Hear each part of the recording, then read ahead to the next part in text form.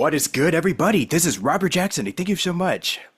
Thank you for tuning in to the Solomon Shrine podcast. I know that I was doing like a theme like all throughout June of just doing interviews with solo actors and members that are a part of the crew, but today I am so pleased to say that we got some new faces. I know that I have like a couple of folks here that you might not have seen in the tease in the little cast reveal trailer, what have you, but we'll be introducing them just in a little bit shortly. But I just want to thank everybody for watching, and let's just get right down to the fun and festivities. How are y'all doing on this lovely Tuesday evening?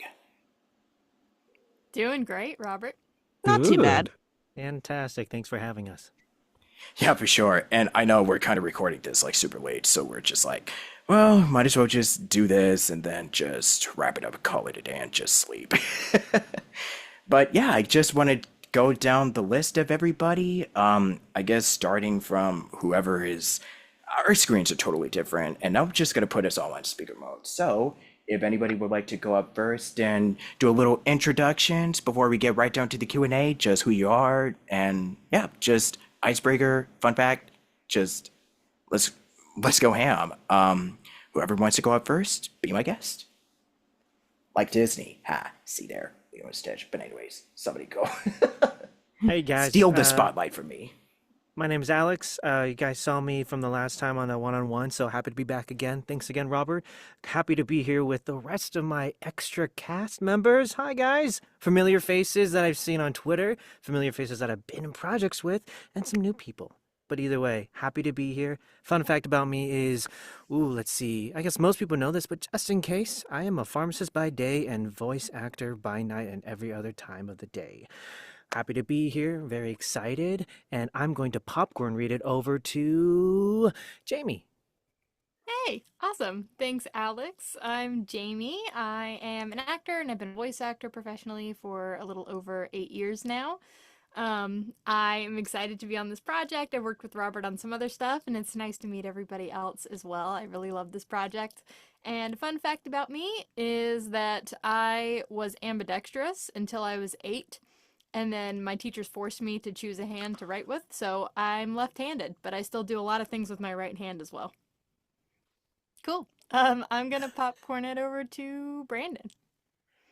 Hi, I'm Brandon P. Jenkins. I've been voice acting for almost 8 years. That's how old my daughter says. Yes, almost 8 years-ish time. I've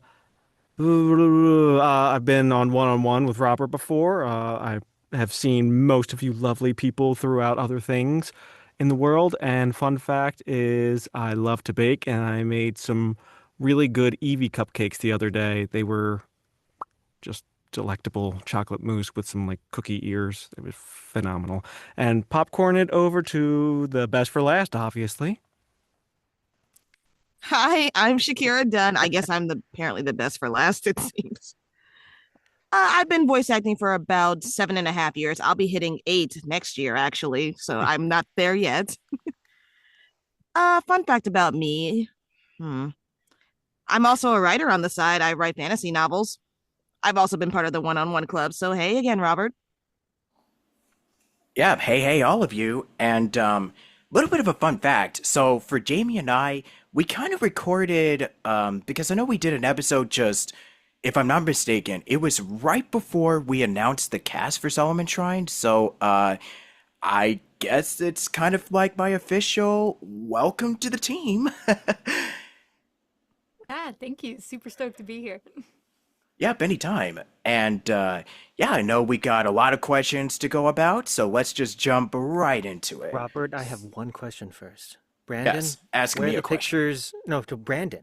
Brandon, where are those Eevee cupcakes? I want pictures of it. Why didn't you not bring Pictures it? of them? Yeah, why aren't you sharing? Yeah, bro. Yeah, Oh, they're just gone. share They're the rest- gone. I don't. Bro, you I need to at don't- least share I'm like the a recipe shark with of us. baking. Like I don't go backwards. I have this big Pokemon baking book. You just eat And as I it got goes like a- along? Well, yeah. I don't go backwards. Everyone gets mad. I'm like, make that recipe you made for. Like, I don't remember it. I delete everything. I burn the page I used. I delete all the evidence and cookies. I don't go backwards, except for a vegan chocolate cake recipe that I use for a lot of bases for things that if I'm just feeling. I'm not even vegan. It's a really, really moist cake recipe. You could just make Eevee vegan. Oh my cupcakes. Don't you goodness. hit me with that amazing pun. Don't you do it. What are you, Junior? Get out of here.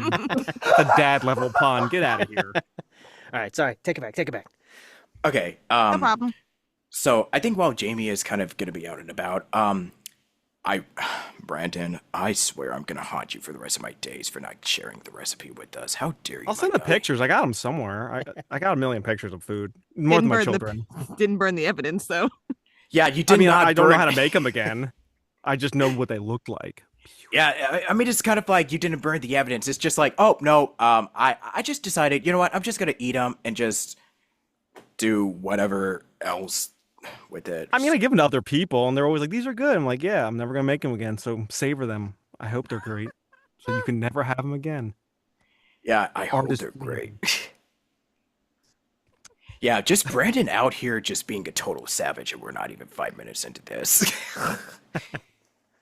Yeah, but anyways, now let's get back to the oh yeah, questions here. So let me pull up my thingamajig. Yeah, so Questions. yeah, questions. And I know this is kind of something that I might have asked each of you before, but what would you say was the most fun, or just any project, just anything that you've done this year so far? It could be like something small, something big, because we're in the beginning of the second half of 2025, which is unbelievable. But yeah, what would you say you had the most fun doing? Just not just with voice acting, but just anything in general. Just pop up, share your wins. Come on, let's hear it. I know somebody's got something that they want to share. I can go first. Yeah, let's go, Shakira. I mean, as far as like the real life stuff, I went to the Mall of America last month for the first time since I couldn't go to California for my birthday. I ended up going there. It's massive. Hmm. As Did far as Did you voice eat work anything there? goes, huh? Did you eat anything fancy there? Like, what do they got, like food wise?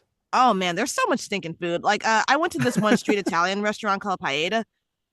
Probably the most amazing fresh Sounds first bite of fancy. food I've ever had.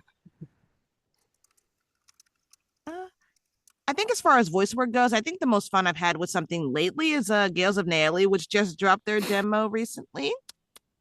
Yeah. That was definitely a fun one. I love doing work for RPGs, so Hmm.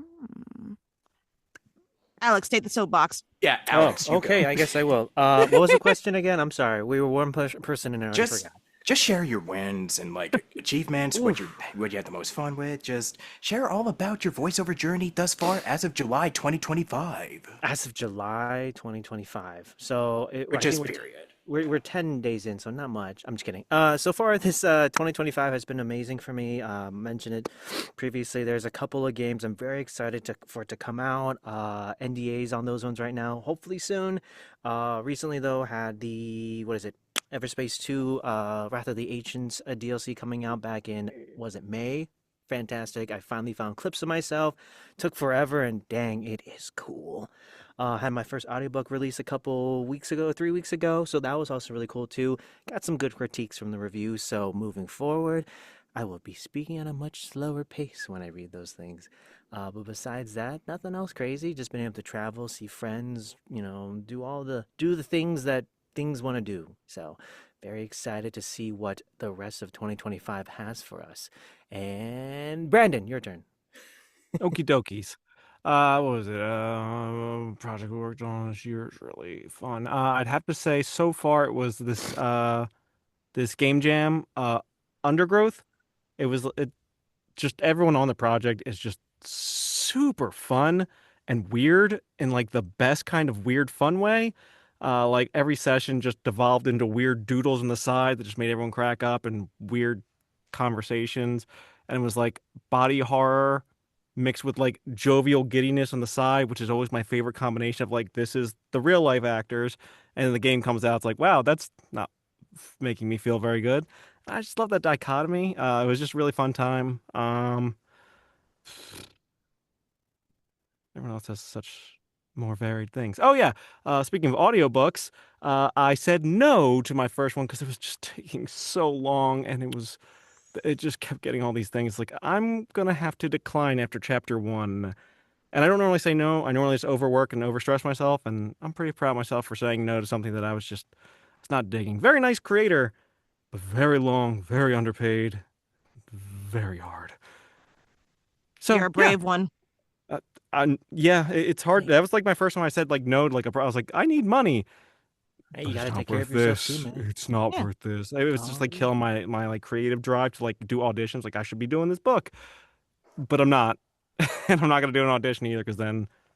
So yeah, all right, Jayme, some positives. Cool. Well, good for you for setting a boundary and doing what you need to for your own mental health and well-being. Love to see that.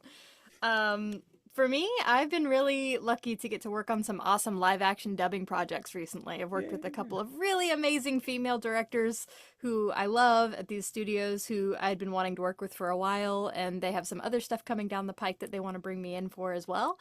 And so that's just been really fun to, just get my reps in and get more of that kind of work. And I also did I can't talk about the project, but I did a really cool motion cap audition the other day for like a huge video game franchise that I love. And so it was really fun to like get to check that bucket list moment off of like, cool, I got to be a part of this even if it was only for an audition. Um, so yeah, that was really cool, and I'm excited to see what the rest of the year brings as well. Love Yeah, it. I just want to say that I became the president of like Hasbro. I'm kidding. That I wish that was the big accomplishment I did, or Disney. It could happen. But no, I just wanted to say voice crack. No, but I think my biggest one has got to be, well, not just with this project, but I booked some really great stuff that, of course, I cannot say. And there's also like I guess that's like a bit of a self-care. Just went on vacation with family in Anaheim. Even though I so really badly wanted to go to Anime Expo this past weekend, I just needed to take that break, man. I just really needed it because, just running this project and also having to stay on top of the usual voiceover like 9 to 5, it could be pretty exhausting, to put it simply. But I'm just really glad that, tonight, this evening, we're just all here, just getting ready to shoot the breeze and just talk about anything that comes with indie animation or just any other topics that we'll be discussing for pretty much like what, in the next hour-ish or so. So this is going to be a lot of fun. Oh, and also doing some new demos, so stick around and stay tuned to hear those coming out. Yeah, I can't really disclose too much, but yeah, demos is probably gonna be, and I think Jamie already knows this, but yeah, it's just gonna be a lot of fun. So, stay tuned. Stay tuned, fam. Um, so yeah, I guess with all of that said, congrats on all of your wins, and I know recently working with so many different clients and directors, and just being a part of some dream projects is also kind of really fun and fascinating. So I will definitely touch more about that in just a little bit. But for now, I definitely want to go to the next question over here, which is feel free to do like a TLDR, but what would you say as far as media goes? What would you say left a profound impact on you and has helped you just so much as creators, storytellers, and just being weird and fun and wacky and all this nonsense. I guess to let me see who's on my screen first. I think I'm just gonna start choosing. Brandon, you go first. They're choosing. Okie dokes. In terms of like series and stuff, like it's not really the whole series, but Tales of Symphonia. That was like the first big RPG game. Like GameCube was when I first started getting into games, so like I never had like old memories of like Chrono Trigger. Obviously going back, like yeah, amazing. But like my first game, I was like, oh man, and you can do different paths. I played so many times, like you can get Sheena early. That's phenomenal, and they're all such great team and friends. I love friendship and stuff like that. And also Super Smash Brothers, Brawl, the story mode, Subspace Emissary. Like, where else do you see like a little underdog in a spaceship take down a large, like, overbearing space planet destroyer? That's never happened in any other media, I don't think. Side note, I've never seen Star Wars, so I don't know if that happens in there, but it definitely does in Smash Bros. Brawl. But like those things, just like just big team ups and stuff. Like, man, that just always leaves like a feeling in my chest. Like whenever I see it in like a good media of just like characters coming together, and like those are just two like I mean, Smash Bros doesn't really have much of a story outside of that one, but like the Tales games, just like all the characters when they just like join up, you're like, man, these guys are like just the perfect found family. And since it's a game, you found them. It feels like when the story's just amazing. And like I always like to put that stuff into like my work and stuff, like just to bring those feelings, like when you feel that thing in your chest, like I hope I can bring that to like, characters I get to play. Uh, Shakira, Oh, I'm done. okay. Well, easy answer. Kingdom Hearts. Of course. Yeah, of course. No surprise there. Kingdom Hearts is definitely my biggest inspiration. Has been since I was about 11 years old when I first discovered the majesty that is one little Sora. I just love the themes of friendship. I love the voice work. I love just being able to interact in all the Disney worlds. It's such a good series. It's still a good series, no matter what you say. Let me think. Is there anything else? I have to also agree with the Tales of series and also love the Chrono Trigger mention because that's my favorite JRPG. Anyways, yes, definitely agree with the Tales of series. I think my favorite one overall is probably Zillia 2. Yeah, underrated, controversial, I suppose. But yeah, I love Zillia 2. I just love all the different choices in that game. I love how it's so relevant because money is the root of all problems. That's definitely a theme in that game. Jayme, go. Cool. First of all, Brandon, I was playing Super Smash Bros. With some friends like 2 days ago, but I have not played Brawl mode, so now I'm intrigued.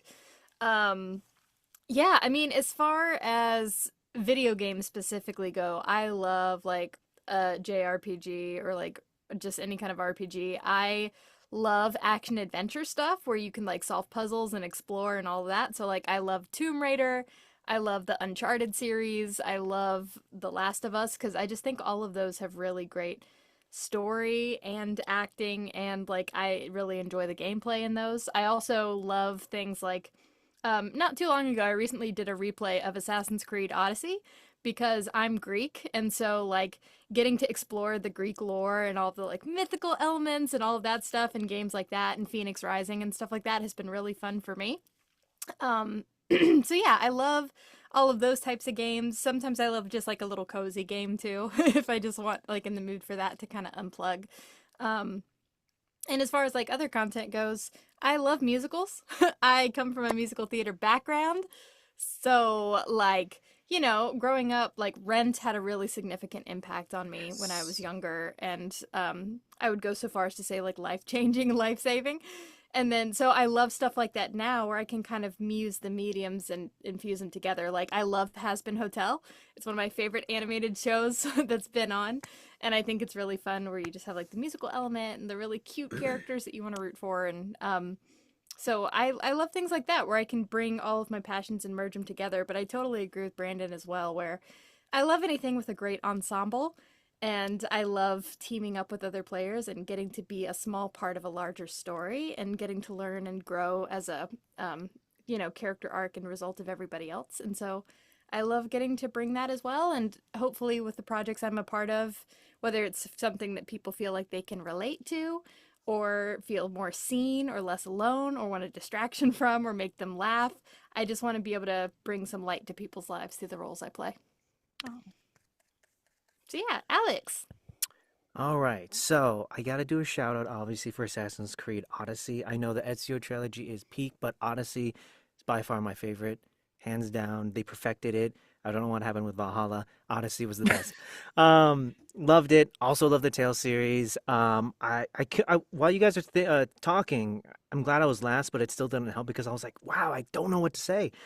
When I really started getting into voice acting, or at least noticing like caring a little bit more, it was definitely with Tales of Arise. I know there's controversy on how people felt about that one, but honestly, it's so beautiful. And Berseria also too. Those two are my favorites out of all of them. So Tales series, even Kingdom Hearts, Final Fantasy. Like I consume a lot of media. If you guys follow me on social media, you guys know I go see movies all the time. I watch anime. I play video games. I do it all. That's how I learn and get just get experience those types of stories to be able to share it myself. On the non-acting side of like, or at least games without acting, and I don't know if you guys ever heard of Legend of like Gaia. Those types of games where there was no voice acting allowed me to still understand a story and learn a story, and then also too play the voices myself while I'm doing it. So that's always the fun part. And kind of like what Jayme said, musicals are some of my favorite mediums or media forms that I love. If you guys haven't seen Hades Town, you gotta go see it. Phenomenal. That's all I can say. It's just so good. It was one of those shows where like we just walked out when it was here in town, and like literally I was like, okay, where can I go that's somewhere in Texas also that I can go see it again? Like it was so good. Fantastic story and stuff like that. So keeping a long story short as possible, I take those types of performances and see like, hey, I just had an audition sent to me that needs something like that. Okay, cool. I'm going to play with that idea. I'm going to use how they did that. And that's just how I learned from it. And then also too, just to kind of be able to take those stories and tell it myself for, someone's project such as yours, Robert, or for anybody else's, and just kind of be a person that when they listen to our story, our characters, they're just like inspired in their own way too. Then maybe someday they'll be in a podcast just like all of us here. So I do the thing because it's fun and I like telling stories and I hope to inspire as well. Yeah. I know I'm the host, but I gotta mention some stuff. So all this talk about musicals. Okay, let me pull this down. Just right here. This right here. Batman. Oh yeah. Kevin So Conroy. yeah. So anybody, if you ask me like what are some of my all-time favorite shows, the ones that really kind of kickstarted my love of just not just in acting, but just for animation, period. Always got to go to Batman. I mean, if it wasn't for the show, we wouldn't even really have like a DC animated, like, what do they call it? The animated universe or something? Like, because I know that Marvel has their own cinematic universe. I think that the DC animated series they're just so criminally underrated. I think some of the ones, and I know that some of them may not be like as, I don't want to say iconic, but with the legacy that the original Batman animated series show had, it's like, oh my gosh, just how can you go wrong with just Kevin Conroy, Mark Hamill, and just the amazing actors that brought to life so many characters? And that it kind of all ties into Solomon in a way because when I watch the series, I'm just like, okay, I want a series where a character is not a perfect hero, but they have to try and team up with these people that are constantly at odds against him. But I mean, not with Robin, but just with like the Rogues Gallery with just the Joker or just Poison Ivy, Harley Quinn. That show actually introduced Harley Quinn, believe it or not, and Two-Face. Just all these characters that have just amazing depth to them and so much three-dimensional qualities to them. Like if I were to have a series that had, because you have the good guys and then the bad guys also have a layer of just three-dimensional just traits and realistic, like having villains that are also sort of like sympathetic, like you take pity towards them is something. I mean, if y'all have seen the episode with Mr. Freeze, like anybody can know what I'm talking about. So that's something that I would want to do. Like I would want a series that has a character, like a villain that is just has a tragic backstory. But I also love series with a villain that is just absolutely irredeemable. Like, one show that kind of comes to mind is Avatar: The Last Airbender, which is talked about constantly on my show because, like, I mean, yes, you could kind of say that Azula is sort of also a tragic villain, but then you have like, and going back to Mark Hamill once again, and then you have the main big bad of the series, man, just seeing him just be this absolutely evil, just bad guy is just, ooh. And it's just something that, like, Mark plays a lot of villains that are just like, because how he plays the Joker is a lot different from how he plays Ozai. And I literally, thank God I just remembered his name just a second ago.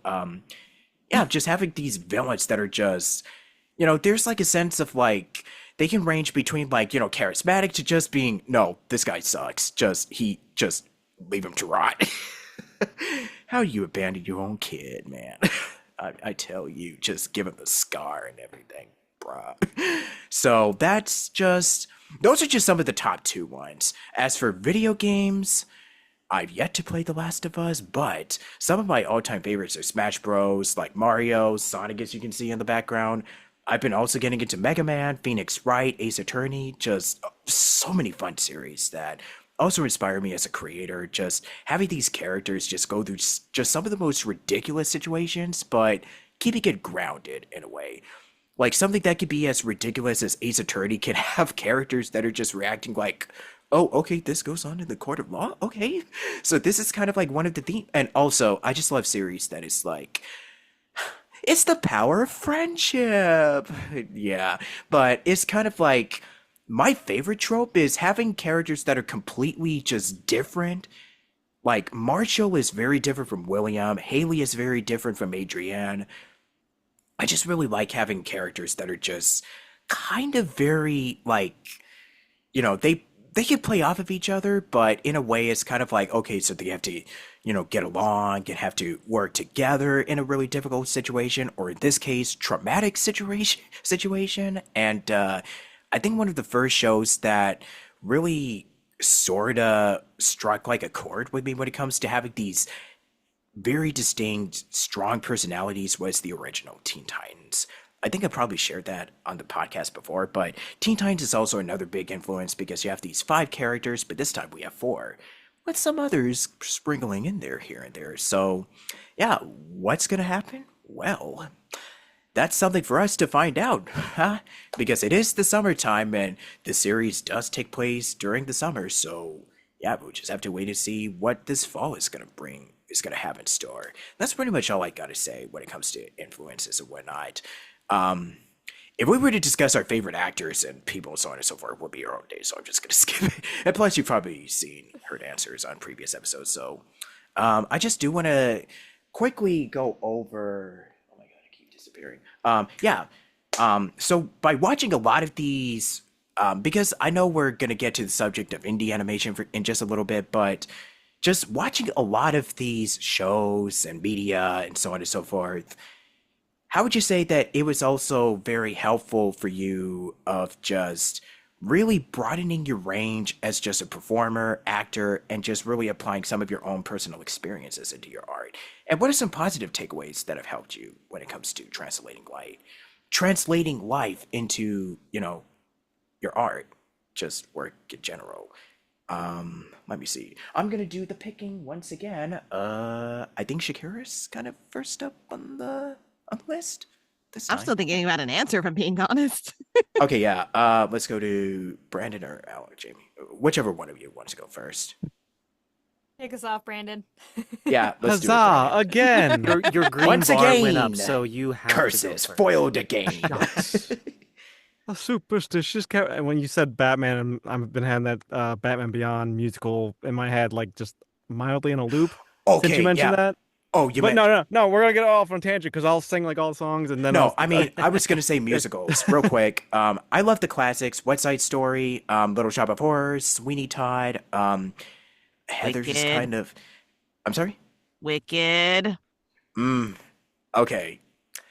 I have thoughts on Wicked. I don't think I'm gonna be able to talk about it in this episode, but I have some thoughts about it. Don't worry. I don't just like Heathers. Yeah, I was about to say Heathers, but that's I kind love of like Heathers. 18 plus ish. So what are some ones that all ages? I guess a lot of the Disney musicals that have been adapted from the movies. So like Lion King, Aladdin, Beauty, so on and so forth. Lion What's King's another great. one? Some of the best puppetry I've seen on stage. 100%, probably one of the best Disney Dude, has done. I'm so excited they- for Hercules though. So Oh, excited. same. The previews Yes! of Hercules look Oh, amazing. sorry to get off a tangent. Me and my wife, we found that what is it? No, Hunchback of Notre Dame did like a studio choir version, like back in 2015.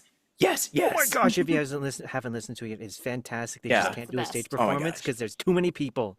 Great. An music, obscure one, Raggedy Ann and Andy, that I just discovered recently, has a pretty good OST. The animated film and also the musical. So just throwing those out there. But yeah, those are some of the top ones. Okay, Team Start. What is it? Star Kid musicals? If you find though. them on Yes, a YouTube. Harry Potter musical and stuff. I love Yes, that. Darren Criss. those are really fine. And so funny. But anyways, I'm done with my musical tangent. Brandon, you just give your answer, please, before we Give go your on a answer. tangent. I forgot which question we were on. I'm gonna take one Oh, it's second, look at the translating sheet. life into art and how these shows really mean so much to us. But well, translating life into art, like honestly, I came from a very oppressive background growing up. So like apparently my nickname was Gumby because whenever there was conflict, which there was always conflict, I would just roll away. I didn't learn this until later, like my Oh, brother told me. I was like, oh, okay. cool guys. This is why I don't show up to family reunion stuff. But like so like being able to act, I've been able to like explore and feel more emotions. Like I went to like therapy like outside of college and stuff. They're like, you seem like everything's okay, but like you're definitely lying to me. I was like, nuh-uh. They're like, you're holding everything in. I was like, huh? And like I started doing acting and like I had some like amazing coaches that were like, find a better therapist because you're not, you know, feeling your emotions. You're not bringing real stuff out. It's like, okay. And so like, I've worked through therapy myself and like acting has helped me bring more of myself into characters as well as like explore like aspects of myself, feel things differently. Like so absolutely bringing yourself has been amazing for me personally, but it's just also something amazing whenever I do like a performance. Someone's like, "That was a really good performance." Like, yeah, I'm glad because I was feeling a whole bunch of stuff during that time too. So like, I was really putting those emotions in there because it reminded me of a real life thing, and it was nice to like be able to work it out through a safe, artificial, animated or video game type story. So absolutely 1,000,000% like acting has been extremely positive by injecting myself into it and again hopefully having positive experiences for the viewers of it. Alex, go for Hello it. again, everyone. So, kind of putting thoughts into words here. How I put life into my acting. It's I think that's one of the big key components of being a good actor. There are people who method act or people who just can create a space on their own, but I think oops, sorry. I think being able to actually put yourself into a character makes it feel more authentic, right? We can get into that whole rabbit hole about authenticity, but really the true authenticity comes from your life experiences, I feel. So just being alive, being, having relationships, being married has injected that, and I can inject that into my characters. Like I care for things, being in healthcare, having to deal with, getting to deal with customers or patients and working with other healthcare professionals, going to code blues, things like that. Those are when people are actively trying to die. We try to, save them from that. There have been situations too, and sorry, this is a dark one, where I have to play a character that is fear, just suddenly a fear for life or death. Like just last year, my wife and I stopped to help an accident, and while we were over there, she helped the kids, she helped the mom and all that. I was over there by the car trying to open it with the dad, and fire just came out of under the car, and like there was that moment of like, oh crap, like this is dangerous. And so I tried pulling a couple more times and I had to back away. And so it's just like those types of experiences. I'm not saying to go do that, anybody, but because I experienced that, it, number one, put more value into life for me, and then also helps me put into a character when they have those types of feelings and emotions and adrenalines. So that's why I feel it's very important to have life experiences to be able to inject it into the art form. I remember there was like a second question, but I kind of forgot what it was. But either way, live life, guys. Put it into your stories. It helps tell it more better and more authentically. Yeah. I think that Yeah. Oh, Sorry, I go think ahead. the second part of it was I was asking how do all of these shows really help you in a way, just, being Oh, creative with. copium, Yeah. 100% copium. Life sucks. I gotta watch something to. Just kidding. No, a lot of these shows are just inspirational. Like we talked about in the last question, you have, fun shows, happy shows, inspirational shows, and that's just. I'm just inspired by the talent that's behind it, even just the talent in this room too. I know some people who are in things that I want to be, anime. There, people who are in here again in this room who are in interactive. So it's just it's hard to pinpoint one single thing. I'm just saying it's everything's inspirational, and that's why I consume a lot of it. Jamie, you're up. Okay, cool.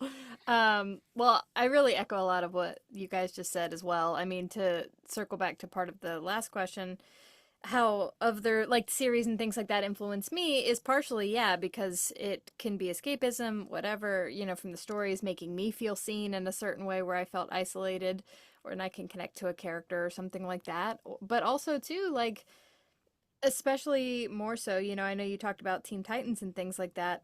You growing up in a small rural town, very conservative people with very similar mindsets.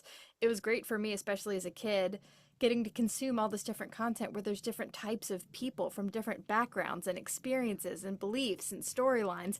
And it helped expose me to more areas of the world as well and more different types of people and all of that, and it helped expand my worldview, which made me grow as a person and develop even more empathy for different people in different situations and more greater understanding, greater curiosity. And I think that we need more of that continually moving forward with more representation in media for that exact reason.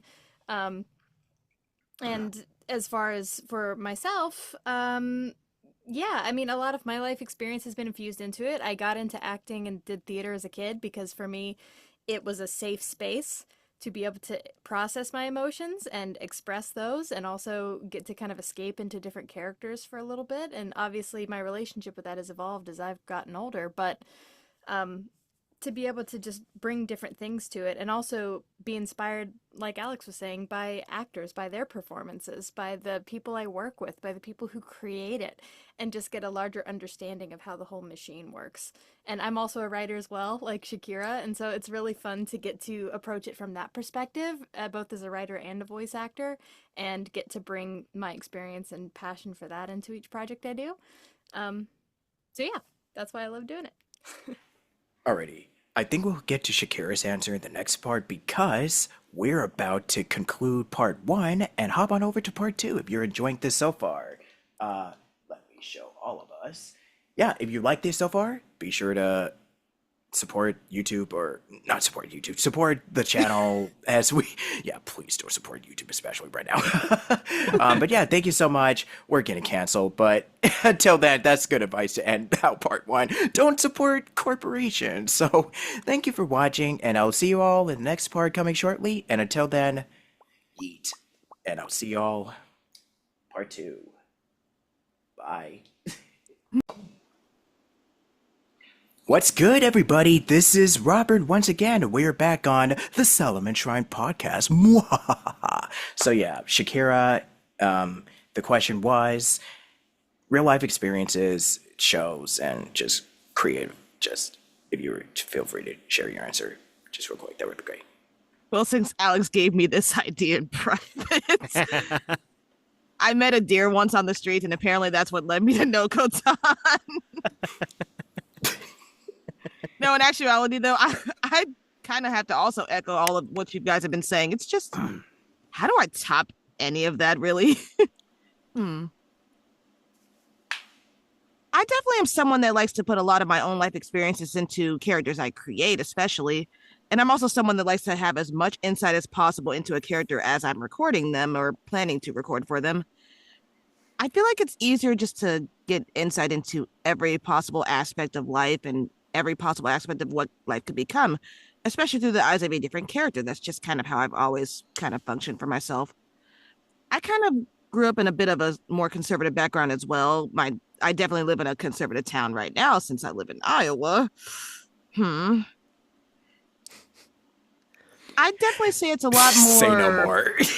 Yeah, definitely say no more there, especially right now. It's a lot more beneficial to find like the little nuances in life and how it can definitely benefit you in the long run. Whatever you believe, whatever works for you, you just have to find ways to be happier. And that's what voice acting is for me. Makes me happy. Makes things feel more stable. Yeah. Also, oh, sorry. You're going to say, Brandon? No, I was raising the roof. Oh, Jackson. Okay. Yeah, just raising the roof. Whoop, whoop. Okay.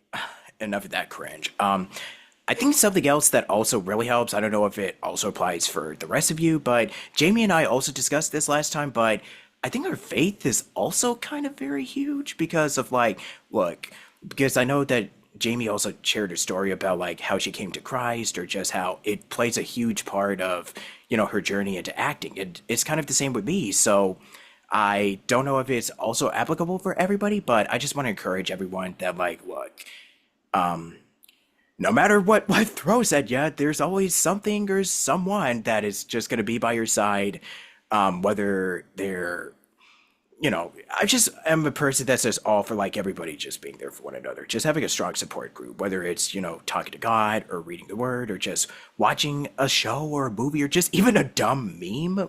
Like, you just have no idea how much it just really improves just your mood and just your overall life just on a day-to-day basis. So that's just something that I'm the most grateful for. So that's just something that I wanted to share with all of y'all. And thank you for listening to my TED Talk. Thank you. Good night. I'm kidding. Yeah, there's still more questions that I have for you. So in regards to indie projects and animation, because I know that I certainly know that like some of my main actors are also on like a couple of indie animation stuff, and there may or may not be more that are going to be popping up here and there throughout the series. But when it comes to indie works, because I know with the discussion of how indie animation has kind of been thriving while mainstream animation is kind of in a weird limbo, not really sure where we're at with it, honestly. So I know with indie stuff, it's like, look, you get to make a lot of your own projects and doing your own thing without a lot of like, interferences from networks and so on and so forth. And I just wanted to know from your personal experiences of being a part of like, indie animation, indie projects, like, and especially bonus points if you've also expanded like just your creative chops into writing, storytelling, and so on and so forth. I kind of wanted to know from each of y'all, like with your own indie projects, and just because I know you've shared some already, but I just wanted to know from your perspective of why you believe indie animation is thriving just the way that it is, especially the last few years. Let's start with Jayme this time because we started with either Brandon, Shakyra. Yeah, let's just start Or with you. Brandon again. Brandon, yeah, Let's just keep the trend going. Yeah, let's perfect. spice it up a bit. Yeah, I definitely have a lot variety. of thoughts on this because I've been discussing this with some of my friends even recently. It's the frustrating thing about the animation industry right now, the mainstream one, I'll say, is that, you see it even with as much as I love and grew up with like Disney, Pixar, and all of that kind of stuff. you know, some of my favorite movies weren't those as well growing up as a kid. It was like the Don Bluths and like those kind of movies and things like that where it was like people who used to work at Disney and stuff that left and started making their own really cool, sometimes darker, weirder stuff, and they weren't under the certain constrictions of the brand. Totally neglected So to mention Don Bluth. We were talking about it from our last meeting last week. yeah, and Yeah, he's Land Before. amazing. Yeah, like Land Before Time. I literally just got a sweatshirt. Anyone who saw it in my Instagram story a couple of days ago, I love it.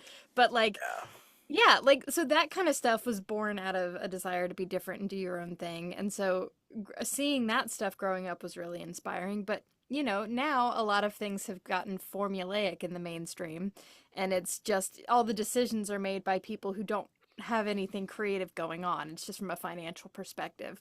And so a lot of things get kind of, flattened out or regurgitated or lazy. And it's, upsetting to see. And so I think right now as a society, we're all craving originality. We're craving something different, not, no shade, but we don't need like Toy Story 15. You know what I mean? Like, I would so much rather have a new movie. And so that's something that I love as well, when I got into this, be it, people I've discovered on Twitter, TikTok, like not only voice actors and writers, but a lot of indie animators and a lot of really cool people who maybe haven't worked on really big mainstream projects yet, but they have their own unique style and their way of drawing and their way of storytelling. And so it's really cool, kind of like I was saying earlier, where you get different perspectives and backgrounds and things to learn from supporting these people because we're all growing and coming up in this industry together. And so getting to see those perspectives being told and things like that, I think that's why people love movies like Turning Red. People love movies like, Encanto and Coco and things like that because so many people. Demon Hunters. Yes, K-pop Demon Hunters. Definitely that. Like so many Still have to watch it. amazing things like get to be seen and people get to feel seen that haven't had that kind of representation before. And so I love supporting indie people as well because like I said, it's different, it's fresh, and I've certainly worked on my fair share of indie projects, and those have been some of the most fun and like the most lovely people because like I said, it's not as constricted by all the stuff that studios and studio heads put on it. And so there's a lot more freedom to play and to collaborate and just like build this really amazing world together and that tapestry of experience. And so, as a writer as well, I know you mentioned that, Robert, like I have my own animation projects that I've been having in stages of development. I have two different animated shorts that are being storyboarded by artists right now. I have a couple of different animated series. One is like a young adult fantasy. The other one is an adult paranormal comedy. And then I have two different animated features as well. And so it's really fun for me to get to play with different styles and work with different animators on different projects and, just get to build something cool together.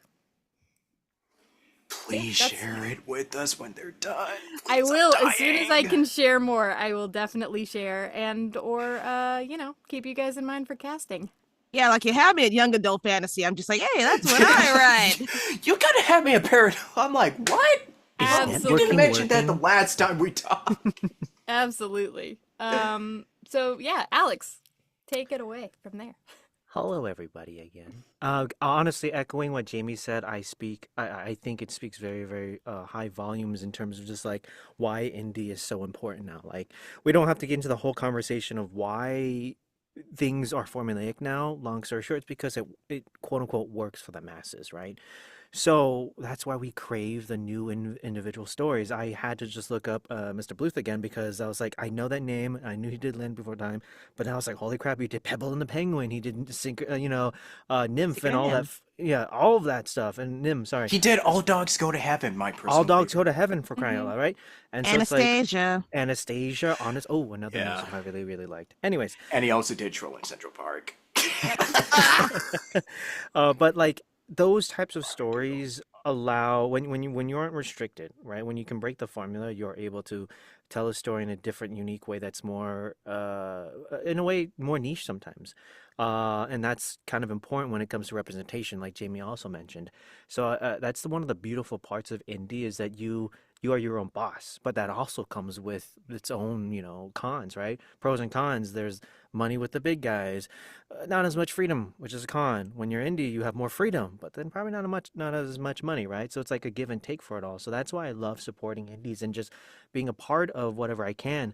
Speaking of representation, like it wasn't until honestly before COVID or right around COVID is when that mattered to me, right? Talking about mainstream Shang-Chi being on the screen was like, holy crap, I get to see someone who looks like me, or at least from the same region of the world as me, on the big screen as a superhero, right? And so I want to be a part of these indie stories that can help again inspire other actors. And a plug for one of them is Asians in animation.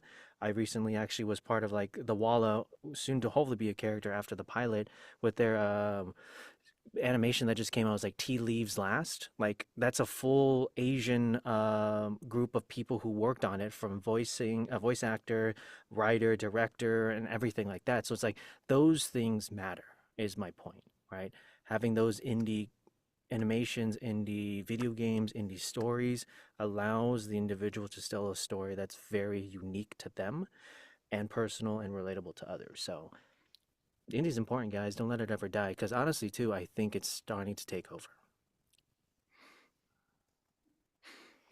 It will consume us all. It will. So I've always called him Brandon, so I'm going to call him Shakyra this time. Okay. Well, I definitely have done a lot of indie work in my heydays of working, I suppose. Maybe whatever we want to call it here. I really love the idea of just having more freedom as in anything that involves indie creation. Like, hi, I am Black. Hi, I'm also queer. So I love seeing that popping up a lot more because you don't see it very much in Disney, do you? Or it's always like the first non-binary, the first gay or whatever. And I'm like, just say it is. Don't say it's the first. Don't say anything like that. we've had some in the past, but well, Yeah, but they always like to pin it as the first when it's not actually the first, and they harp on that and they use that as a marketing tool, and it drives me insane every single time it happens. I love that it doesn't have to have that kind of label in the indie community these days. It's like you just look at it, you see amazingness, you see yourself. It's just amazing how far it's come so far with indie development. I love being a part of it. I love seeing it just formulaic too. Even if it's not like hugely formulaic, like it works because it's so different. Like you look at anything that Glitch is doing these days, like they have so many different projects that are just amazing.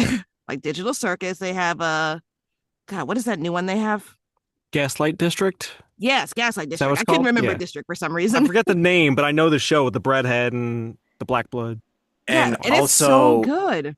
and also amazing digital circus if anybody has seen that. But even though it's a separate, I know that Glitch is kind of partnered with it's Gooseworks, so Yeah, I know they're it's kind of Yeah, yeah. they're I don't know only how like that whole thing works. Yeah, they're like half indie these days. half They definitely indie. started off Yeah. very indie. Hmm. So, I mean, they only recently started putting stuff on like Netflix and whatnot. They're still half indie. Yeah. And also regarding like Glitch, SMG4, they really did start off with like Mario like 64 machinima videos from like way back when. So it's just a good example of how far you can really grow with just continuing to keep on pressing forward and just doing what you love, keep making content videos and do all this crazy stuff, and eventually you just never know where it's gonna lead you to. Mm-hmm. It's what I always say all the time on the show. Yeah, so that's pretty much my perspective. Is there anything else you wanted to say, Shakira? I'm sorry for cutting you. Oh, no worries. I think what's also important about indie animation is so much more accessible, and it definitely helps for like think about the little children that actually watch it these days. They get to actually look at themselves, and it's a lot more open these days. You couldn't always see yourself as a kid. Like that's what I think so important about too. Like I know everyone has issues with like the black Ariel for the Little Mermaid, but there are little girls that love looking at her and seeing that they can be princesses too, that they can dream that big. That's what makes it so important. And that definitely applies to indie animation too. It's just so important, especially these days. We kind of need that still. Now I think I'm done. Go on, Brandon. Take it away. I love the awkward pause when we're not quite sure. Like no one wants to like jump in and step on somebody's toes. Like I don't want to be a jerk. I And just like, like taking breaths yeah, too. yeah. I'm like, yeah, they're breathing. They're breathing. Don't jump in yet, Brandon. Yeah, no, echoing obviously everything everyone else said. I mean, it's hard to really gauge like K-pop Hunters, like amazing. I mean, it's not like a major studio, but like it's still, it obviously had a lot of money and work behind it, but things like that, Over the Moon, so many great shows that are just like not like under the main banner of Disney or Marvel or Warner Bros. And it's like, oh, they're great. And you got stuff like Lackadaisy, the really cool like Rum Runner cat show that's like got such a unique style, storytelling, voice, setting, time period, everything like that is always really cool to see. And I'm non-binary, but like first and foremost, I'm white. Sorry, hi, I'm white. But I'm like white. so it's always amazing to see so like I said, like Over the Moon, like my kids like again going back to like musicals for a second, like my kids really respond well to musicals. That's why they really latched on to Bob's Burgers when I watched it one night because they were singing some song about like Turkey, I Need You Inside Me. And like, I want to watch all the episodes. Like, I don't think you guys are old enough, but okay. And like every episode is like a silly song at the end. They really respond to that. But like just having all these different stories, not just like because I'm also a writer, not a great one. I have like a bunch of random little short horror stories I write just for fun that don't go anywhere. But Share like them with us. well, a lot of I was originally partnering with somebody to do like a YouTube channel a long time ago. And when I get manic, I type a whole lot, so I have about like 60 roughly hour-long stories of choose your own change, and each path in the story of about like five different paths I went, like five different endings, but like different ways to get to them, was like an hour total on each of them. But then they're like, "This is too much work. I'm just gonna, make NFTs." Like, what? Don't What? do that. Ooh. Don't do that. And then Hey they did yo. that. So then I just have all these stories that are just rotting in my inbox. Like I don't know what to do with these. I'm not a good audio engineer, so I'm just gonna let them sit there. But like, so yeah, so like I'm a writer, so like I always like understand story and stuff. So like I've been teaching my kids to try and get them to like, appreciate movies and stuff more because my youngest is 6, so he's just at that age where like he might sit down and watch it, or he might just toddle off away and just I don't know, poop behind a TV for funnies. So I'm like, let's break it down into like, do you see some sort of arc for the character? Where are they starting out now? Can you and like we'll pause it and like talk about that stuff like we do with books, and it's been helping them. So like we've been breaking down like so many stories have like a 3-act structure, but they're all so wildly different. Like I said, like from K-pop Hunters to even Puss in Boots and the Last Wish and stuff. Like all they all have 3-act structure. So I'm like, can you point when we've kind of established the story and like, yeah, here's the main character and it's the same 3 acts, but the stories, the culture, the characters of all these different movies that they have options and shows they have access to is just so much broader. They have so much more like respect and understanding for stuff that I never like. Our tacos when I was growing up, we didn't have like guacamole on them. It was just meat in like a shell because that's like what we thought was tacos. So like that's about the type of depth of movies we had too. So I'm like, I'm just really glad like there's so many creators out there doing stuff, telling their own personal stories with their own touches, and just anyone. It doesn't matter if you understand that background, like anyone can now learn more, attach, and just gain some other people's perspectives. And it's just beautiful. Also, just not to harp too much on the Last Wish. I also like how it brings back like just pure evil villains. Too many villains now are just too fleshed out and 3-dimensional. Like if you look at the real world, not to get too downer, there's a lot of people that are just really dumb and evil. And that movie has a fantastically charismatic, lovably hateable villain that's just like, yeah, I'm gonna shoot a puppy in the face. Like that's his motivation. He doesn't have a tragic backstory. It's beautiful. Some more of them sometimes, please. He is hilarious too. Yeah, I like how the Love way that you Big Jack said, Warner. I'm just, yeah, Jack Warner. Just the way that you said, I'm just going to shoot a puppy, that is exactly his character in a nutshell.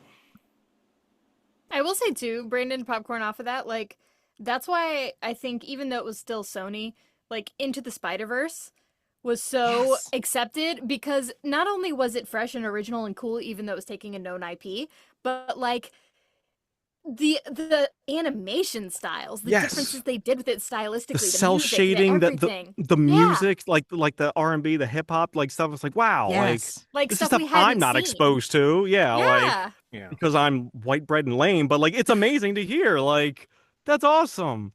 I And love that but like stuff. it's a nice Trojan horse of sorts. Like with like it's Spider-Man, but it's the Miles Morales Spider-Man. It's like everyone loves him. It's Yeah. great.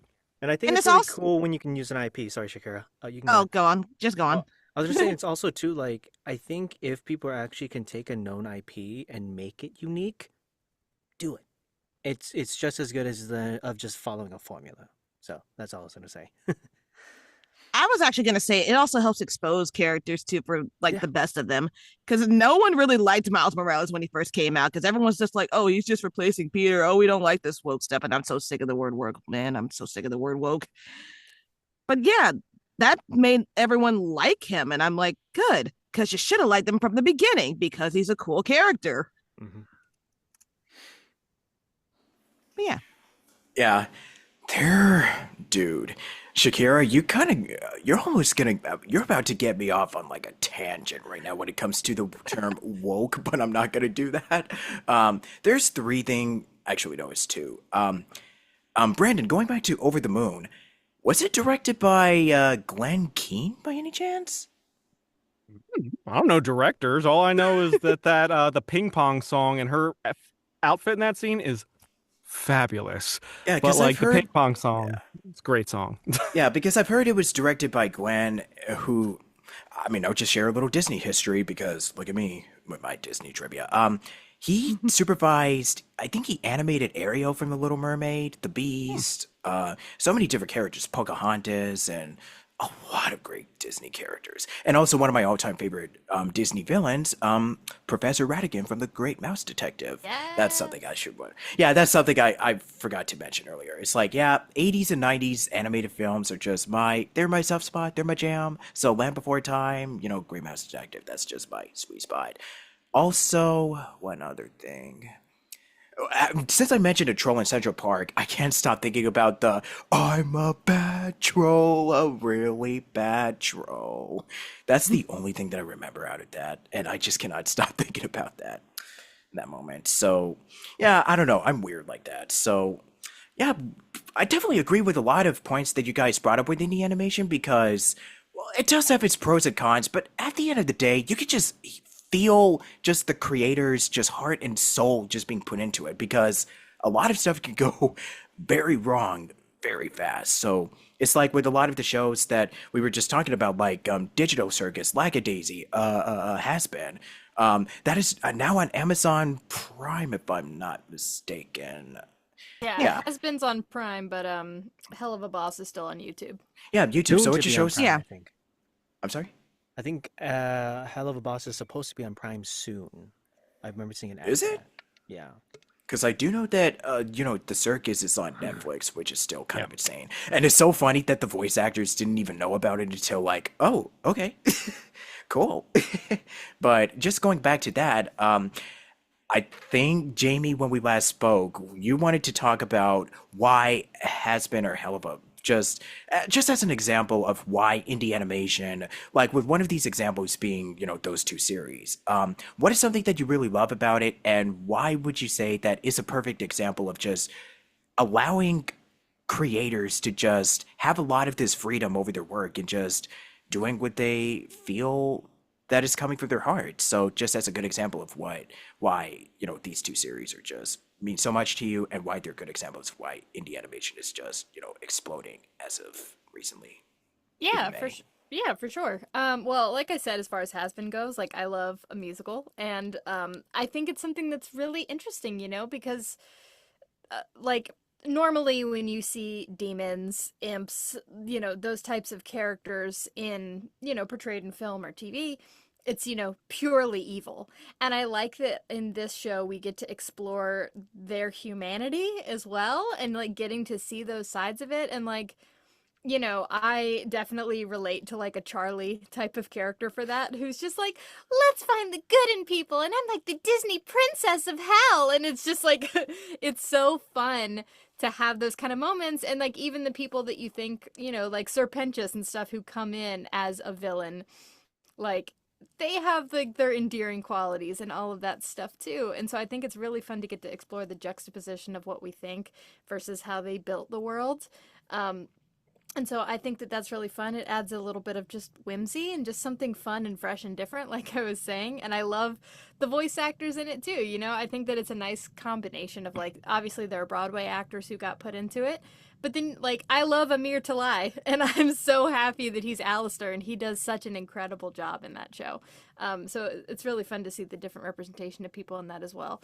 As far as Helva goes, I know they're like within the same universe, but in different parts of hell. But I think that that's really cool too because, it's a little bit shorter, a little bit more compact, but you still have these endearing moments in these characters, but they show how flawed they are. Like, it's not trying to paint this perfect picture of everybody, it's seeing the ups and downs. They stumble, they grow. Not everything's a happy ending at the end of every season. And so, like, that's life. And so, I feel like even though it's a little bit darker than has been at times, I think it's really cool to get to show the different struggles and character arcs emotionally that these characters get to go through, as well as, in certain ways, like exploring love and loss and these universal human themes that we can all connect to in certain ways, even if these characters are like, demons and imps and stuff like that. I also think too, I know you were saying with Bob's Burgers earlier, like that's something I love in indie animation and a lot of times is like they'll do a musical episode even if they're not a musical show, or they'll do it in like this different animation style, or like crossover episodes with other, I know a lot of like the FX animated shows do that and do like crossover in different universes and multiverses. And I think that's really fun to explore too, because that's why animation is such a cool medium. Because that's something that sometimes you do it with live action too, but there's so much more freedom stylistically to play when you can do that in animation. And so I love that they do that. And kudos to Vivian and everyone on the Spindle Horse team and everything. Like they're doing things on their terms and telling the stories they want to do and the characters they want to live. And like, if anyone knows a little bit about her background, she had the Alistair character like since she had been doodling in notebooks when she was younger and like some of the other stuff and then got the opportunity to bring them to life. And so again, like we tie it back, like with life experiences, something that you sketched or doodled or wrote or created as a kid can come back later and you get to bring that to life and bring in other people to make it a really cool thing. So yeah, that's why I love those shows. I think they're really fun and fresh. Yeah.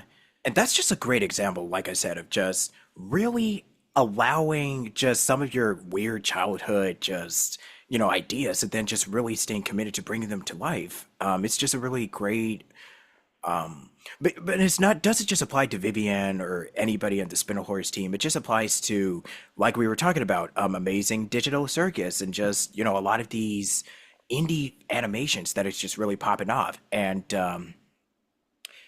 I guess since we're kind of at the portion of like, hey, we've been talking about indie stuff and all these other topics. What are we going to talk about my series?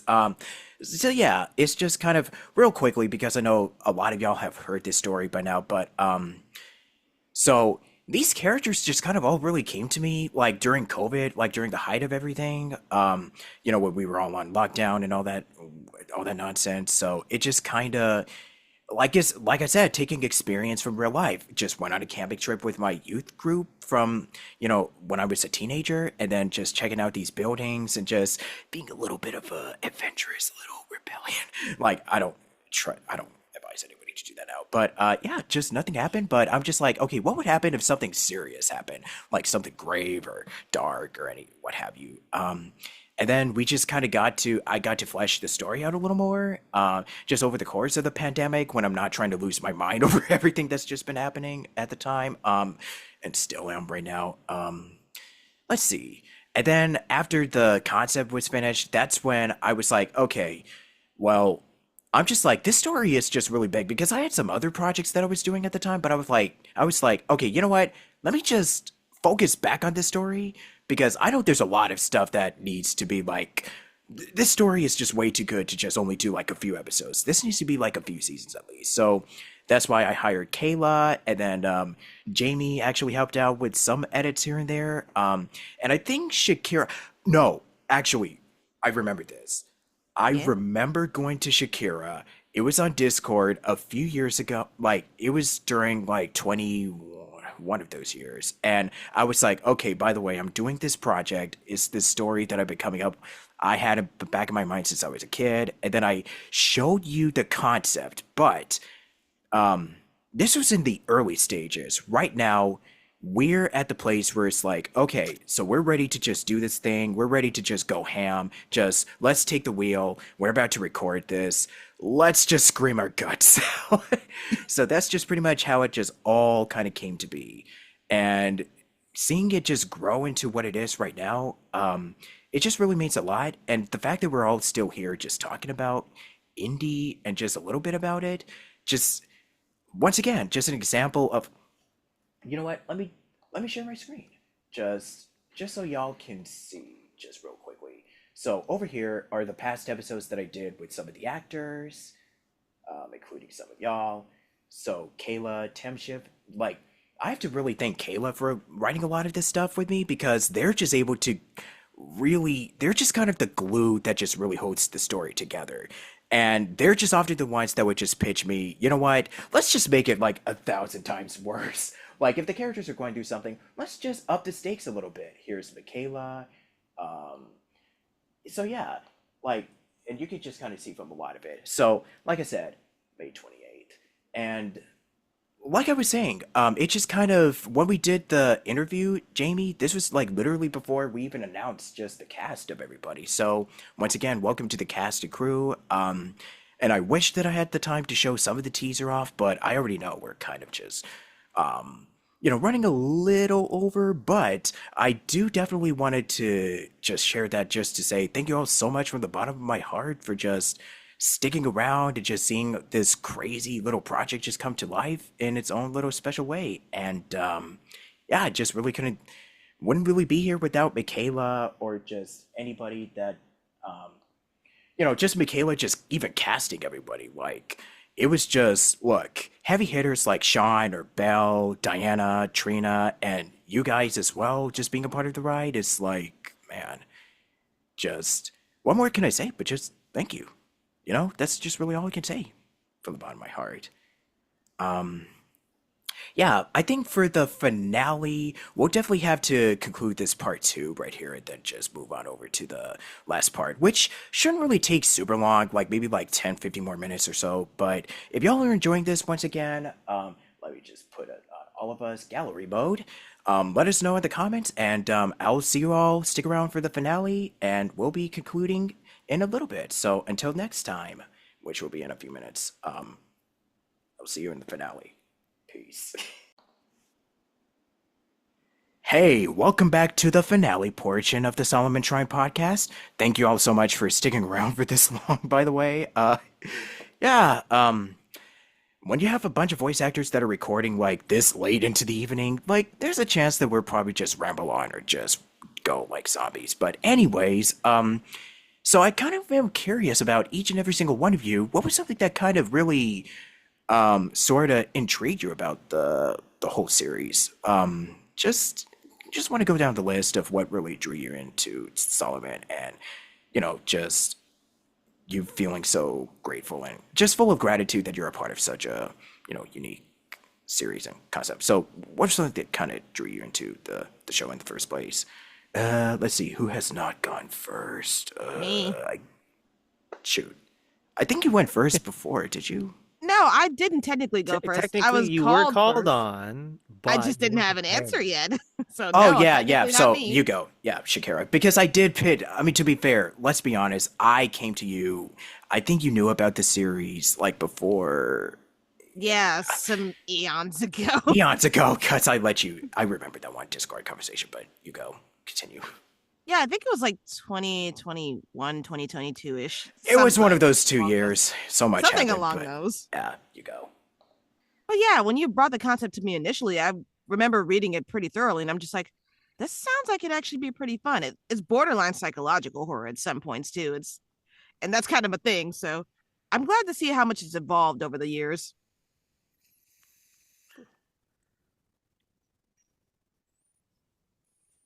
Hmm. Anyone else? Yeah, I was gonna say you're sitting way down there now. He's so smart. I nominate Brandon. Thank you for passing me the torch, Alex. Passing Um, the baton, so to speak, as they say in the Yeah. books. I can't catch though, so I dropped it on the ground. I'm sorry. Same, bro. Uh, Same, brother. I dropped the baton. Don't put me on track. Trust me, it's gonna be a disaster. Continue. Uh, I saw it, and like I said, I love horror. Like I said, most of the stuff I write is horror. Like every time, I'm kind of like Junji Ito. Not in like again talent, no, but like in the fact that like you see any interviews and he's like, "Hi, I'm just a sweet little guy. I love cats." And he's like, "Did you know if you ever think about a spiral, it's gonna kill you?" And it's like, "Wow, cool. I'm also paranoid and scared." you So make him sound like, like Morty. yeah. Oh gosh, spirals and stink. But like, yeah, Oh, it's jeez, that kind of Rick. stuff like I saw and I was like, okay, so like Shakira said, like psychological and stuff like that, like especially taking the role of like these are like young adults, teenagers, camp, so like woods, foreign, and it just like I could easily see this just like fleshing out into something that's like again, the mixture of the ensemble always I'm a sucker for that. So I was like, all right, so these kids, and then you're thrown into a life or death situation. There's going to either be bonding or horrible consequences and tearing apart. And I was like, great, great, great. Psychological horror and like just all those fears and the unknown, especially for a group of like young adults, which I mean, even to like real life young adults venturing out into the world today, even just find a job or anything, like there's a lot of uncertainty and fear in that. And I was like, this is great. Also, I really, really liked the drawings of all the characters. Like these guys are really cute immediately. And then I read the story. It's like, wow, story's great. But dang oh dang, probably the first thing that caught my eyes. I opened that like doc and I was like, adorable art style here. And then I saw that it was like horror based. I was like, what a fantastic juxtaposition this will end up being. So that was what snagged me. Okay, sorry. I knew they would be thorough. Yeah, so I got to talk about this. So I think I've shared some of the concept art with, I think, all of you, but when we were going with the art style, because here's me with my influence of media. Y'all notice that it has like a lot of Gravity Falls, Courage the Cowardly Dog, Scooby Doo with some Stranger Things, and maybe some little Squid. We didn't want to make it into full on Saw. Like, I mean, yes, I know that the tagline is "Play for your life" or "I want to play a game," but this is so funny because I think that's kind of the intention. It's like, oh my gosh, this is gonna be so cute and adorable. Nope. Watch the series. It's anything but. I mean, and not to say it's gonna be full on horror. There's gonna be moments where they bond and everything, but the overall theme is like they get thrust into a life or death situation because there's this dude that's just been doing it for like possibly decades. So it's like they better put a stop to him now before he lures in another sucker or victim or what have you. So that's one of the. It's just something that's just so very fascinating to me. Just me. Just call me like a sadist, like just kind of like somebody that just loves this type of stuff. Like I like to torture my characters or whatever. But look, I take care of them as like kids and stuff. So they have to learn and grow. Like even in life, it's like we all get thrown into situations that suck. Let's just be real. But what can you do? Like we gotta figure out how we can navigate through it. Like communicate with each other, our feelings and emotions and all that stuff. So we got to learn how to navigate through a lot of this stuff. That's the main thing that I wanted to do with this series, just navigating and a lot of this stuff. And yeah, I think Brandon, you brought up a good point. So I just gotta bring up that because it's like, oh my gosh, it's so cute and adorable. Oh, I can't wait. But anybody else want to go? Just be my guest. Alex or Alex, go. Jeremy? Yeah, Okay. Alex. Hi. So yeah, honestly, when Michaela first sent me the sides, I quickly briefed at it, and then it wasn't until Robert you sent it to me directly. I was like, okay, I'm gonna take a look at this thing. I actually didn't realize that they were the same thing because I saw it from Michaela, and then I saw it from you. I was like, oh shoot, those are the same things. But what really drew me to it was kind of what everyone else said: horror. Horror is really cool. It's one of my favorite genres of about just about anything. I am a wuss. I'll tell you that. But I still enjoy it. I used to be the guy who would just like hide behind the pillow while watching the movie and all that. But that's what really drew me in. And the characters too, they just seem very. The art is very very nice. I that's one of the big things that drew me in. But like the characters themselves really feels like it's a coming of age kind of story. And obviously they're going to be going through more things than probably any of us have in our lifetime. But I think it's going to be. A good story to kind of just watch and be engaged with, or sorry, be a part of, and be engaged with. So yeah, that's what drew me in was the whole culmination of it all. So yeah, thanks again, Robert, for having me. Jayme, your turn. Okay, great. Yeah, I got into it because Robert and I had known each other from before and talks and things like that. And so when he brought me aboard for this, I was like, yeah, man, you're really cool. I like you as a person. I like you as a creator. So anything you do, I'm happy to be a part of.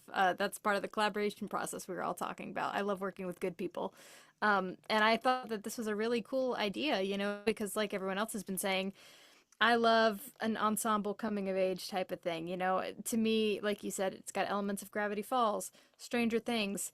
I grew up living Scooby Doo, so like I love that stuff. It has a little bit of like Harry Potter elements at times, like with the things these kids are dealing with. And I think it's really fun to play with that in the horror genre. And a summer camp is just such a fun, perfect trope and setting to put that in because there's so much you can play with there.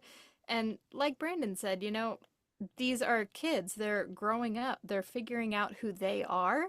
And I feel like playing with that in not only figuring out who you are in that, as a kid, as a person, but like in these contexts, because you don't really know how you're going to be and how you're going to react until you're thrown into these crazy situations. And so them getting to really figure out what kind of people they are and what kind of people they want to be as they go on this growth journey is really intriguing.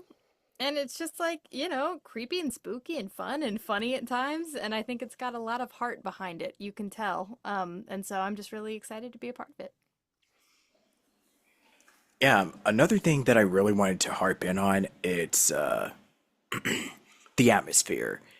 Because I know we've all had one camping story where it's like, oh, like there's like the sense of just foreboding creepiness that is surrounding us. And that's something that I really wanted to nail. Like when we do when you watch the teaser and everything, like you just know, like this is kind of like the tone and the vibe that we're kind of sort of like settling with. And yeah, there's just a lot of elements that are being put into play here that may or may not be in the series like going forward, but it's just kind of like a fun little experimentation. Like we're just kind of all sort of throwing stuff at a wall and see what sticks. And I know for a lot of us, we've all had experiences where we're out in the woods, and yeah, what would happen if something sort of deadly happens? And that's why we have like you see these movies of like Friday the 13th and so on and so forth with Freddy Krueger and all that stuff, or Jason, and yeah. But I'm just talking like, what would happen if you're thrust into a game where you have to literally play for your life and try to cooperate with one another who you don't really have the best relationship with them in a way. So writing stuff like that is just so fun. Like Kayla can attest to this because literally when we would just pitch ideas, almost 99% of the time they would just throw in a suggestion of like, okay, I like where you're going with this, but I kind of want to do something that is 1,000 times more scary than this. And I'm just like, okay, throw it to me. And then they would toss an idea to me and I'm just like, yeah, yeah, let's do it. Let's go.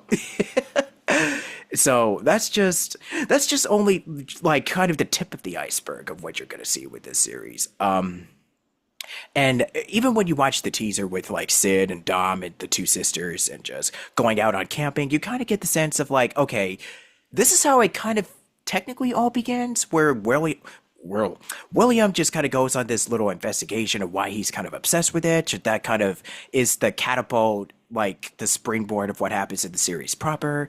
So because we needed a motivation of why he's, what really sets him off at doing stuff like this. So there is another important factor, and I think that's something that I might have shared with Alex, but I'm not going to spoil it. It technically was like a small little spoiler, but like I said, it's just something that also is the motivation of William's kind of obsession with just discovering it. What is happening? What's going on? Who's this guy? And da da da da, so on and so forth. So I think that once all of that kind of really comes into play, I think the story just becomes a lot more cohesive, and you get to follow along with everything else. Then I know there's more that we could discuss here with Solomon, but since we're kind of like in the early, like kind of doing a podcast episode where we talk about indie animation, bringing up the project, and just showing why we just love collaborating with one another, and why writers and writing and sharing and creating your own stories into characters and stuff like that is so important and vital. It really is. And once again, I really can't thank you all enough for being a part of this crazy ride. And yeah, I think there's also something else that was pertaining to that, where it's like, is something that drew you in. But I'm going to throw a little bit of a trick question for y'all. What would you like to see in Solomon Shrine moving forward?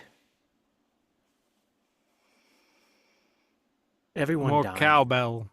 More cow. What did Alex say to that Nothing, one? nothing. Wait, Cowbell, hold cowbell. on. Yeah, cowbell. I needs more cowbell. I mean, I like if we're talking early, like Sixth Sense, like M. Night kind of stuff. Like I love a plot twist, like where you think something's happening and then you get completely flipped on its head. I love stuff like that. I think it's really fun to see, particularly in horror, or like The I Orphan, agree. like different things like that. So yeah. I think Ooh, that'd be The cool. Orphan.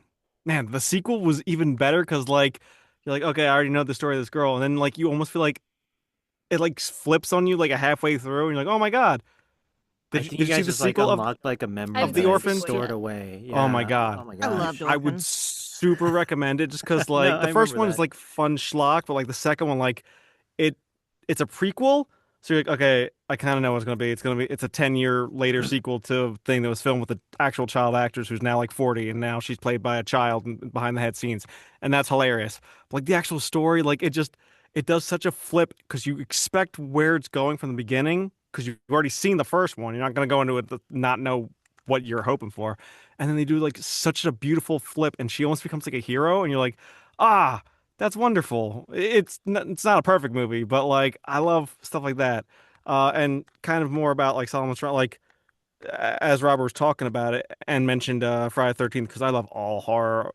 Give me some schlock, some nice one-dimensional characters to be knocked off by a charismatic killer. But like that's another thing about horror. Is like I love horror like that, but the horror that really sticks with me as horror is when it has three-dimensional characters, characters that have growth and stuff and agency. Not where like the monster is the main connective thread throughout the series, like Michael Myers or Jason or stuff, but like each where you're following a group of characters. You watch them grow. You see how the choices and the stress of the situation wears on them, makes them make choices you might think are bad. That's the stuff that when it's horror, it like really sticks more with me because like, okay, this person, they made a mistake. They know they made a mistake, but it's their real life and they can't go back and stop it. When like Friday the 13th, they don't know Jason's coming to kill them until a machete goes through the door, and then you're like, well, that was fun. It was a cool prop. Not Honestly, scary. what Brandon said speaks a lot. I'm gonna say it. That's kind of why I like Final Destination Bloodlines the most because all the characters Yes. were connected. I They were cared about them. aware of stuff They were too. aware of what was going on. They actually knew each other, which is cool when it's random people. But the fact that they were family and like you got to see them interact, their relationships, the sorrows with it all. Like I felt sad when characters died. So yes, when they have an element of three-dimensional to them, I was like, yes, It fantastic. makes the deaths more poignant. But oh my god, Best in the series. I'll say exactly. it now. Yes, Best in the series. all the deaths were great, and you cared about the people for once. It was a weird feeling Exactly. to care about somebody in a Final Destination. Exactly. But anyways, yes. I know My something. I know something with me. I have to say, I like stories that make me think, especially if you're horror, because I love horror. I don't usually freak out easily on horror, but I like to sit down and think about like what would I do in this situation? How would I personally have tackled this? That's why I like kind of watching like Jordan Peele's movies, for example. Like Ooh. Get Out, I related way too heavy to Wow. the ideas of Get Out because Us. the themes of it obviously relate to me. Mhm. But I also think about stuff like Us. That one was just trippy. And it's like, what do you Soundtrack was possibly awesome. do in those situations? How would you handle it? I like things like that. I like things that make me actually think and sit, what would I actually want to do about it? How would I handle it? How would they handle it if they were in my shoes? How would I handle it in their shoes? I like that kind of idea. Totally. So yeah, that's my thinking at least. You may continue, Robert. I'm sorry for Sit down, interrupting. Robert. Yeah, I think everybody said their answer, right? That should be everyone. Yeah. Culminatively, yeah, a culmination of it all. So yeah, Yeah, a culmination of a lot of stuff. That also got me to thinking, like, when we're on the topic of like deaths that actually are poignant, I think the media that really stands out to me when it comes to, and this is something that I may implement for this series as well, is like, Jurassic Park or Star Wars, that kind of Jaws back. I know Back to the Future didn't have any deaths, so I'm just listing my favorites. Having a character, just this irredeemable, just pile of garbage, just get the oh man, there's just something about it that is just so rewarding, and that is what I'm gonna be definitely pushing for. It's like, look, bad people, look, sometimes in life, people just don't really deserve to die early. But if it's somebody that you wanted to see, because, like, look, the bad people often get away, right? But how long, though? Karma just kind of comes into play. And this is something that I'm just want to give a message to. It's like, look, whatever is hidden, it's kind of like that one Bible verse where it says, like, whatever is hidden will be exposed into broad daylight. Yeah, that's something that I'm going to be implementing for this series as well. So when I say that there's going to be deaths, there's going to be some that are just like, no, but then it's like, yes. So yeah, that's what I love. That's what I want out of my series, out of my media and stuff. So I guess to wrap this up, because I know we kind of discussed like I think in previous episodes I've talked about how ethnicity and backgrounds really help influence strong storytelling in any creative project. Um, Yeah, and you kind of touched a little bit about that Shakira earlier with with Disney with like more LGBT or Asian African Americans, and I definitely can attest to that. So I think we'll probably just use that as our answer of like, look, I'm just really glad with movies like Into the Spider-Verse, like the Spider-Verse films, also The Last Witch, using more unique animation styles, but also having a more diverse, diversity in their, cast and what have you. I just really think that it's really great that we're just seeing more of like this new authentic push and more representation in the industry. So that's something that I would like to see going forward in the foreseeable future. But for all of you, what would you love to see moving forward for the second half of 2025 since we're in July? More wins for everyone. That's it. That's when everyone can be Yeah. happy. Having a Agree. good time, survive. That's all. I'm just chill, man. I hope everyone has a good time. We're going by 2025 faster than I feel we should be, but let's hope we all ended on a good note. That's all. Yeah, praying.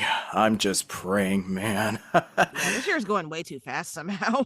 Dude, it honestly, I just keep thinking to myself, oh my gosh, wow, I'm just chilling in a hotel in San Diego in December, January, and I'm just like, wait a minute, we're here already? Man, it kind of feels like when we had those devastating wildfires back in January. Now here we are. I Oh, forgot that boy. was back in January. My gosh. Yeah, that just shows that just how fast this year has gone by, and now it's Mm-hmm. almost already Mm-hmm. forgotten about, which don't know. Like, I know people are still hurting out there, so I'm just being serious, man. Like, I know that there's a lot of tragedies, like, even right now with the floods in Texas, so I just think so much about the people whose lives are lost. So, yeah, just definitely have to, our hearts are with you guys. So, just as a quick little PSA, just on a serious note, but also on another serious note, if you were to give advice to everyone watching this about following their dreams, just feel free to share. Also, how would you want to be remembered, or what would you want your legacy to be? Big questions, I know, just to close out tonight. Well, I'll Anybody say can this. go. I'll say this to kick off. As far as like my legacy, I've given this a lot of thought, and it's really evolved a bit over the years, I think. But I just want to be known as, well, as a person and overall as a safe space for people. That's something that's really important to me, is that people feel like they can come to me or share with me, or that I can be there for people and hold space for them however they need it. Because I just think we need more love and light in the world, and so I strive to be like that for people.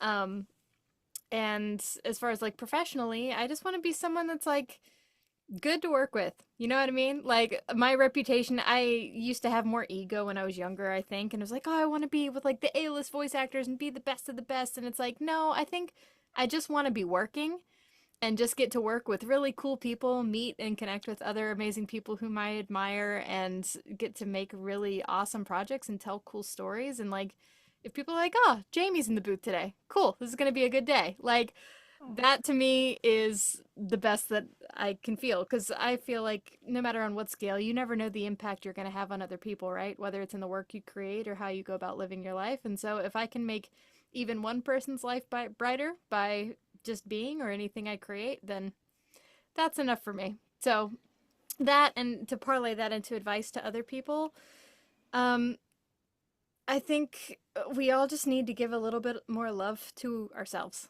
and that's something that I'm still working on as well. I don't have it all figured out, but like the more we love and can connect with and believe in ourselves, the more grace and compassion we hold for other people as well, and the more love we spread to other people. And so, like, everybody in the world can believe in you and think your career is going to like take off and stuff, but if you don't believe it, you're decreasing your chances of it happening. So no, just know that everybody else is rooting for you, and so you might as well root for yourself too. And that's what I have to say. And what was the Bible verse that you shared with me about this very lesson? Well, there Your are two favorite that I scripture. like. Yeah, there are two that I like. One is called "Be the Light." It's a Matthew quote, and then the other one is "God is within her; she will not fall." I love that one, and whether you're religious or not, I think that that's just a really nice element that applies for people. So yeah. I think I can piggyback a little bit off of that. As far as my legacy, quote unquote, whatever that actually could mean to me, really, I'm definitely someone that's known a lot for having some high resilience. I'm just someone that does not like to quit. I'm someone that likes to scream about what matters to me and what should matter to other people is what I should be saying. And I think it's really cool to see that somehow it just helps other people find their own resilience. And that's what I really want to be remembered for. I think it's good to have insight into wanting to actually pursue what matters to you and not being afraid to actually want to stand up for what matters to you, what should matter to others, what the world should be because you're in it. That's what I want to be remembered for, helping others to find that. Love that. I guess as far as on the voice work side too, like just give me a JRPG role, not we'll call it good world.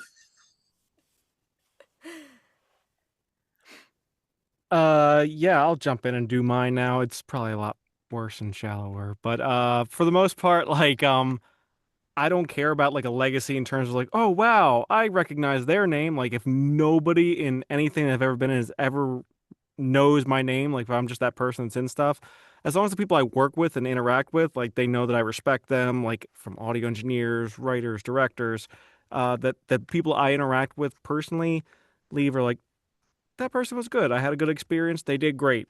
They don't necessarily even need to call me back. They're like, they weren't the right one for everything though, but maybe we'll work with them again. But like as long as they had like I wasn't like a big jerk to anybody is wonderful. Like I said, I don't need to ever have a star on the Walk of Fame. But one time I was reading books to my kids' class, and one of them said, "Hey, I recognize your voice." And I said, "No, you don't." And they said, "No, were you NDA in NDA?" And I was like, and I remember I bent down and I looked in the eye. And I said, "That's under NDA," and I kicked them out the window. And as they were screaming, like, "It made a lot of importance to my life," I was like, that touched me inside. So, no, but really, if I can just make even one person that hears anything I have any semblance of involvement with feel something positive, it doesn't even have to be major life changing. If there's like that story, that game I play, it's a warm spot, it's a safe blanket for me, and I'm just a small part of it, not even the part that they like.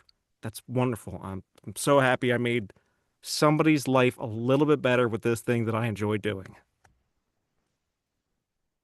The end. Why did you have to Cusco the child though? Is the He had kid it coming. It was okay? under NDA. He couldn't Is he speak okay? of it. No, he fell out a Sorry, window. thrown It off was the punted. Emperor's groove. Yeah. I threw off his groove. Is that Winnie the He grew up. That's Piglet's Yeah. voice. Straight up Emperor's New Groove. That's all I could picture when that story was being told. It's just Boom, like, oh no. baby. Just kick him out a window. It I was the guess first Alex- floor. He didn't fall far. He's fine. Oh yeah, that's good. That's good. Okay. I guess I'll wrap up on it. Honestly, echoing everyone else too. It's like the funny thing about legacies is that we don't really ever get to choose, ours, right? But I think we can do what we can to try to control that narrative, right? Because it is our life, it is our history, and our and who we are. So I'd like to think, just like everyone else, I really hope that I am remembered for just being kind. I know I'm human. I may be a jerk here and there, and I appreciate those who always call me out for it. But I want to just be remembered for just being Alex. He tried. He was always there when he could be. He was a nice guy, pleasant to work with. I mean, that's why I am in healthcare, right? To help people, and why I also chose to go into voice acting as well too, for my own personal, soul filling, and also to kind of tell stories for other people. So, to put in a nutshell, I hope my legacy is just to be remembered as somebody to um that was good to work with, someone that was a buddy, an open space, kind of like Jamie said. And honestly, the advice that I have kind of pulls into that as well too. It's like, just those who are listening, go out there, live life. Just also give yourself grace. We can use more of that. We can use more love, but we also, it's funny because the last few pieces of film or movies that I've watched have said the same thing. Is there are enough people out there talking crap about you. You don't got to do it yourself. So be kind to yourself, be kind to others, take care of yourself, because mental health is such a huge thing. You have to take care of yourself. I've had friends who said, like, hey, I had to take away from this project because of XYZ. Good. Do it. Don't feel bad for it. Take care of yourself. Because at the end of the day, you are you. You are important. And don't forget that you matter in the world. And we love you. Every single one of you. Thanks for having us, Robert. Yeah, thank you, Robert. It's so Thank nice to be you. able to share this project and this space with all of you lovely people and carve some time out tonight to talk to you. You're all so wonderful, and I'm excited to get to know you better. Yes. Same. Exactly. Amazing. Likewise. Yeah. Well, stay tuned for this summer, y'all. Like, there's gonna be plenty more where that came from. But yeah, just a lot more fun recording sessions, and yeah, just I'm excited. So that's all I can really say. Yeah, would y'all? Okay, I know people are gonna be asking, but where can we find y'all on social media? If there's anything that you want to self promo, just do it. Projects and all that. Alex Bouivio on pretty much everything. Yeah, at Jayme Mantos on pretty much everything. Also, if you want to, I also work in casting as my day job. So if you want to follow us at Burland Casting, it's linked in my bio as well. So check us out. BrandonPJenkins.card.co, and that's got all my socials on it, which I'm horrible at updating. ShakyraDunnBA.com for my website. My Twitter is Shakyra Dunn. That is with a Y, not an I, please. Everything else would be Seer of Words. Yeah, as for me, I'm just Robert Jackson on most places. Like I said, I had to ditch Twitter and X and TikTok, so really Robert Jackson or Mystic IRJ or whoever I'm known by these days. Just, I'm pretty easy to find. Just don't follow or stalk us, please don't. But yeah, speaking of the casting, anything that you want to share, Jayme, about that area? Well, I can't say what we're working on at the moment, but we always have stuff coming down the pipeline. However, something that I was really proud of that we cast that you can check out is one of our Red Bull commercials that we cast aired during the Super Bowl this year. It's a penguin spot with a father and son penguin, and that was really, really fun. The Red Bull stuff is some of my favorite things to work on because they're really fun to cast.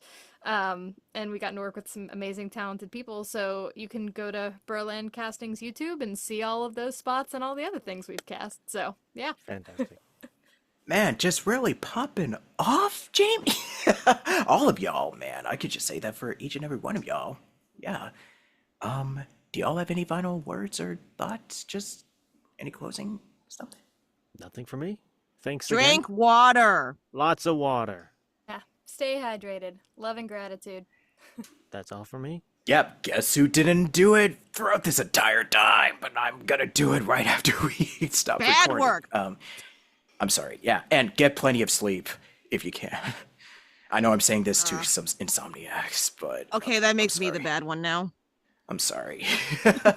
Yeah, so I guess for the special outro, what I usually do is, like, you could just say, hi, my name is blah, blah, blah, this is Solomon Trine, whatever. I don't know if we have time to do every single one of y'all, but I guess got what 5 we minutes can... left. Yeah, I guess what we can do is we'll just say, this is the Solomon Trine Play for Your Life Evil After, wahahaha, if everybody is up for it. At the same time? Yeah, just all in unison, like kind of like those kids from the Kids Next Door. We'll try. Sure, you should put the script on the chat so we can all say it. Yes. The delightful children Please from that. down the shrine. Yes. This is... Oh, my mic is totally gonna peak, isn't it? Yes. That's a good point. I'm actually going to lower my gain. Yeah, we could just also Yeah. improv and just say whatever. This is just the... Let's do it. Let's go. We'll just be creative and just have a lot of liberty, so, yeah. I'm just gonna kick us off and then we'll just punch, drop, and roll, as they say. Let's go. Punch and Alrighty, roll. whenever y'all are ready. Hit it.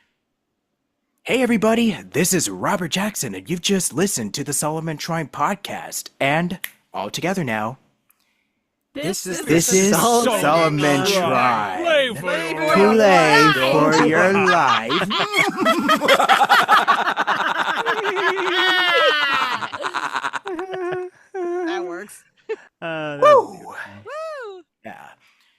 you, my lovelies. And stay tuned for next time on Solomon Shrine with me, Robert Jackson, and all these potential victims in the near future. Take care, sleep well. Parting is such sweet sorrow. Or is it? Next time, stay tuned.